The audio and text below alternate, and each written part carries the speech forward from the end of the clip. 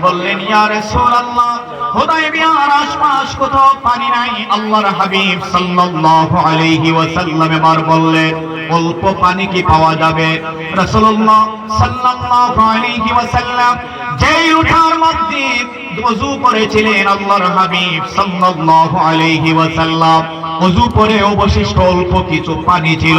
আল্লাহর হাবিব বললেন, এই পানিটুকু নিয়ে আসো। রাসূল সাল্লাল্লাহু আলাইহি ওয়াসাল্লাম ওই লোটার মধ্যে আল্লাহর নবীর আঙ্গুল মোবারক এইভাবে বিধালেন, এইভাবে রাখলেন।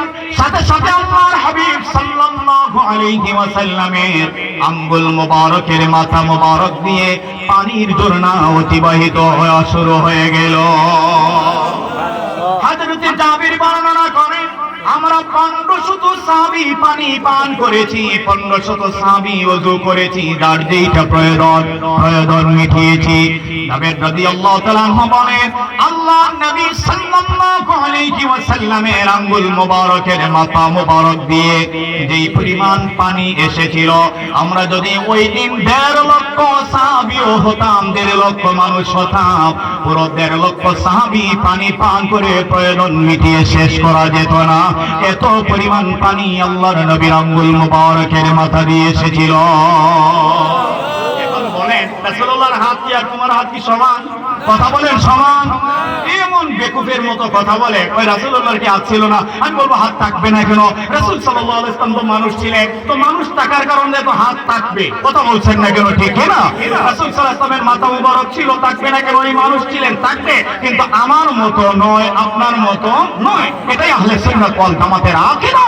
এটা আমাদের মুর্শিদ কিবলা শামসুল উলামা আল্লামা ফুলতুলি সাহেব কিবলা রাহমাতুল্লাহ আলাইহি আকীদা। কথা বলেন ঠিক না? আমরা ভাই বাড়াবাড়িতেও নাই, ছাড়াছাড়িতেও নাই। যেটা আহলে সুন্নাত ওয়াল জামাতের আকীদা, এটাই আমরা লালন করি। কথা বলেন ঠিক না?